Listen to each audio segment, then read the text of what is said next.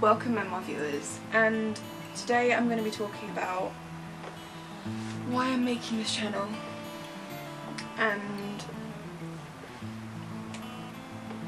why it's called what it is. And generally speaking, I'm making this channel to get validation for myself, from myself, that my mental illnesses are real and that they mean something. And because I don't have a supportive family. I mean, my sister tries to understand what I go through, but there is no possible way that she fully understands what I'm going through because she doesn't suffer from it herself. And then my brothers are completely dismissive of what I suffer with. They dismiss the fact that I have a mental illness at all. They dismiss that I take anxiety medication. And they think I should just start self-medicating with weed like they do. And I'm not interested in smoking or eating weed. It's just not something that I'm comfortable doing. And I'm sure there are some people out there who think that taking weed is a miracle drug and whatever, but that's not me. It's not who I am, that's not what I do. I believe in science, and therefore I will take a synthetic drug to calm my brain. And so I have constantly been told that my problems aren't as bad as other people, and even if they're not as bad as some other people's lives have been, I still suffer. I still suffer. And I have been suffering my entire life because even though my big trauma happened when my mum died at the age of 10, I was suffering before that. And I say that my big trauma happened when I was 10, but I had some serious issues going on between the ages of 3 and 7. And it's not something I'm going to talk about now because it's an entirely different conversation and it's an extremely triggering conversation. And since we've already filmed this video already, but we forgot to turn the mic on, my protector is already at wit's end trying to talk about this without getting triggered, or letting me get triggered. Either way, I don't entirely know which of us gets triggered.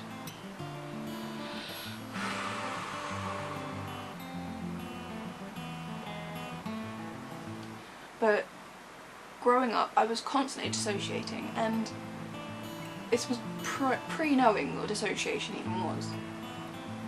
And people would constantly dismiss it as just being a massive daydreamer, but it's not the same thing at all. Dissociation is going fuzzy. It's, you know, being pulled back into this numbness of emptiness, being pulled into this void of thought and emotion. Whereas though daydreaming is where you go into this fictional realm of world where, and I know the difference because I have daydreamed like everybody else. I have daydreamed like everybody else. And I know this because during year 8, year 9, throughout my twilight phase, I was convinced that I was going to turn into a werewolf, jump out of the upstairs window and turn into a wolf, run into the woods and go hang out with my wolf friends, because I was convinced there was a giant pack of wolves out there. Which is stupid because there's no wild wolves in the UK. But that is a daydream. Dissociation is not the same thing. And I have been suffering I've been suffering with dissociation and probably alters since childhood. And just because I've not necessarily known about these alters, because I am apparently what's called a medium host, which is where I'm still there even when my alters are. I'm just not fully functional as a personality. Where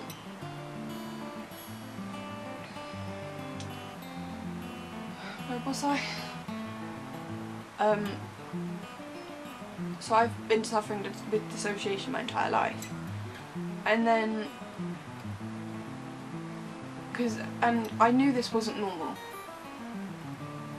for a very long time, and at first I thought it might have been some sort of absent seizure thing. I don't know the name, we'll insert it over here.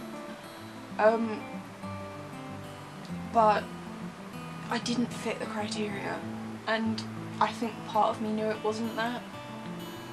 And then at the height of my depression, I thought it was just the fact that I was depressed, that I wasn't feeling anything, and that I was constantly just not thinking. I wasn't dreaming, I wasn't having any kind of... I wasn't being a normal person, I wasn't being a normal teenager for a fact. And so I was apathetic, and knowing what I know now, looking back on it, it's like, that wasn't normal at all.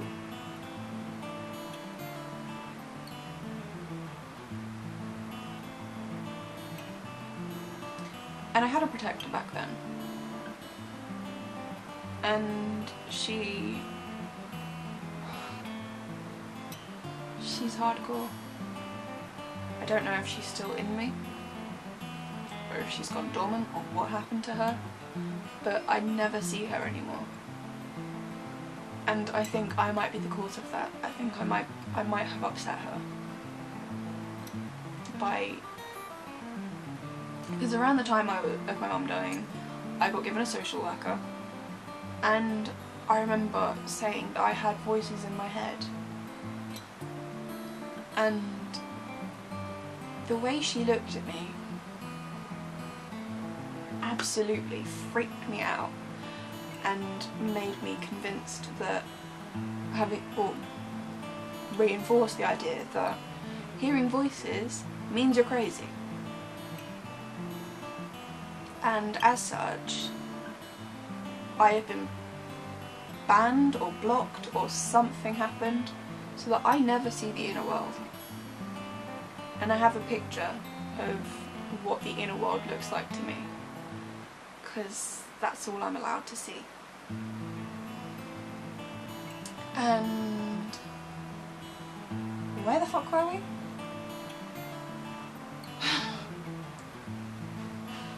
Shit.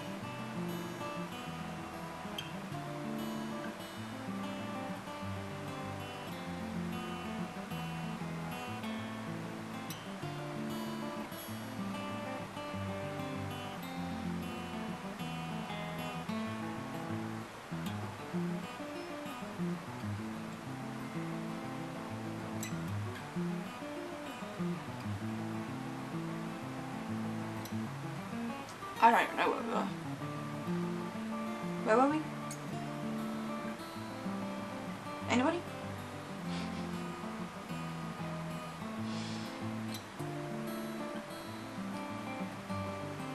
But during this time of apathy that I went through in secondary school at the height of my depression,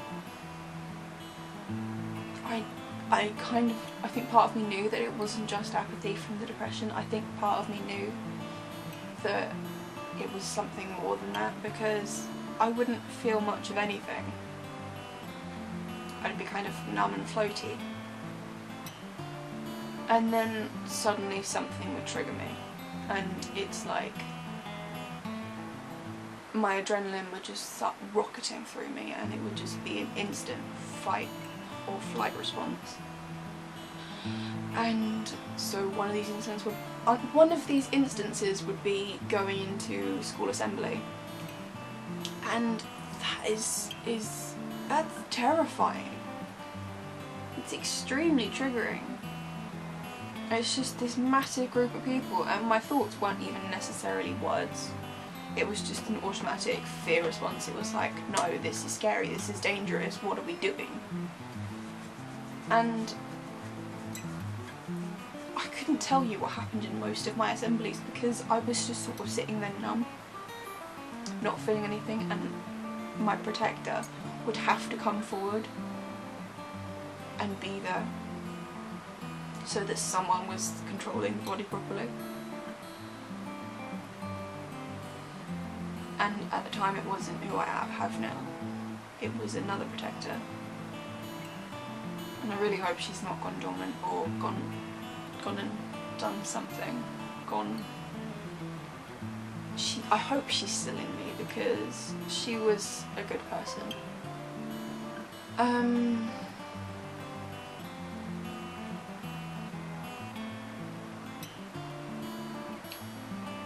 And then other triggers would be if men stood too close to me and it was an instant fight or flight response, but instead of doing either of those, my body did the third option, which is freeze and dissociate.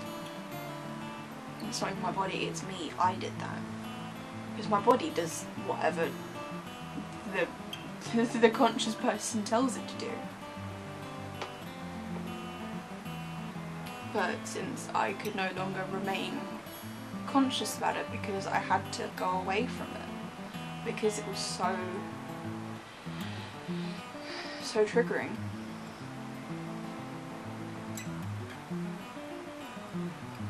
And it's not something I'm going to talk about in this video because it's an entirely different video, and yeah, it's just not happening this time.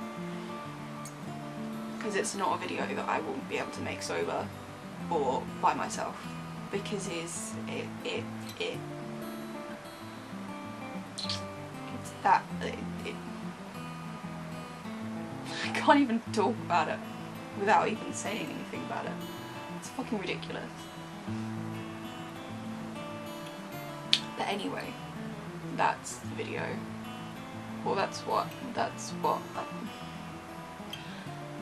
I'm trying to get from this channel, is to be able to not necessarily understand, but to accept and try and deal with and cope with all of the drama and shit that I've been through. And hopefully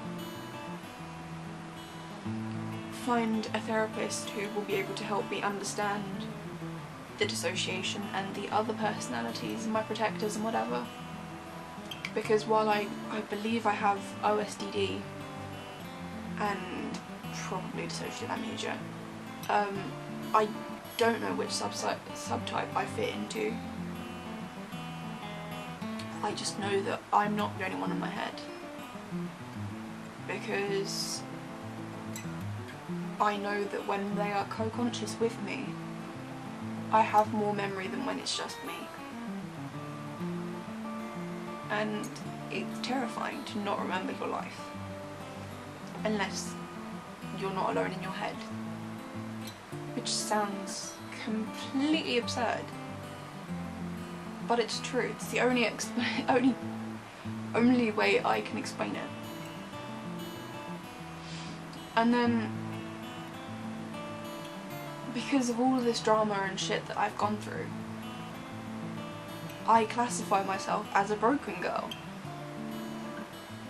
And there is so much negative people saying that you can't be a broken person, but I'm like, but I am. And I'm fine with that. Because as a small child, someone picked up the marble that was my life, threw it on the ground, and I got shattered. And so I don't know which part of me is real anymore. Because I rely so much on my protector to look after me that I don't necessarily know who I am as a person anymore. Because I'm almost never alone. She is with me 95% of the time. That it's very hard for me to distinguish what part is me and what is her. Because all I know is that I have some severe anxiety and depression and trauma. But I don't know how much trauma I actually hold, because I am still partially aware of what's happening all the time. That I have factual memory of things, but I don't have the emotional attachment to it. but then suddenly something will trigger me and I'm not conscious properly anymore. It's like I go from 100% consciousness to 10-20% consciousness, and the other 80% is my protector, and I'm deliberately not naming her because she's not comfortable with me talking about her yet.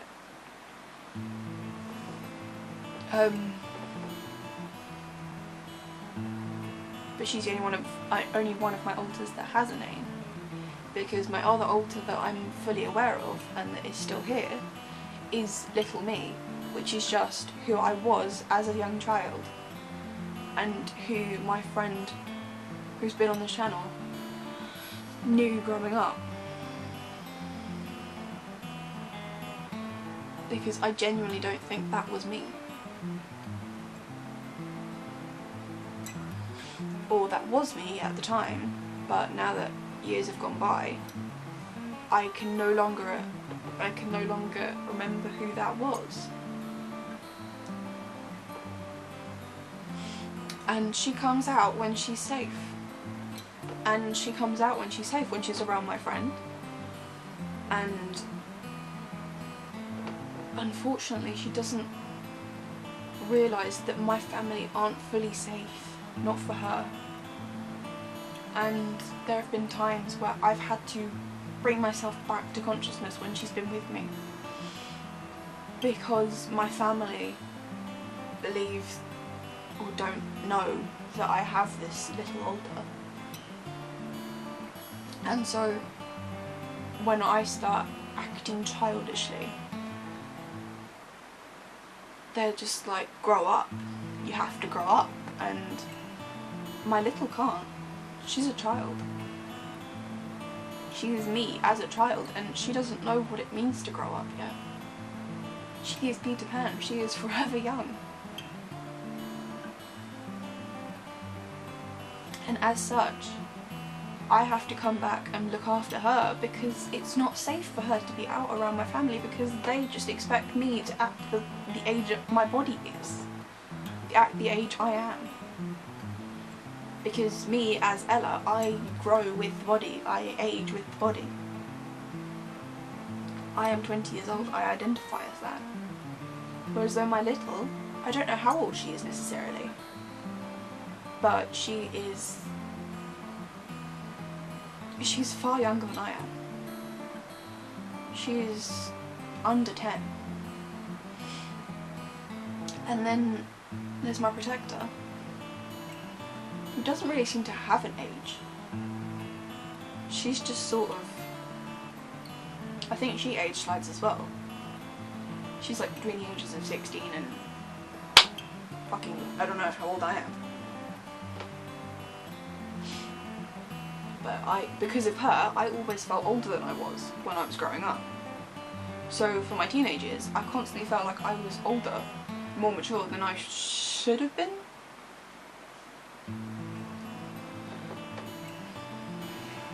But anyway, this isn't a video about my alters. This isn't a video about my potential OSDD or whatever other dissociative disorder it is.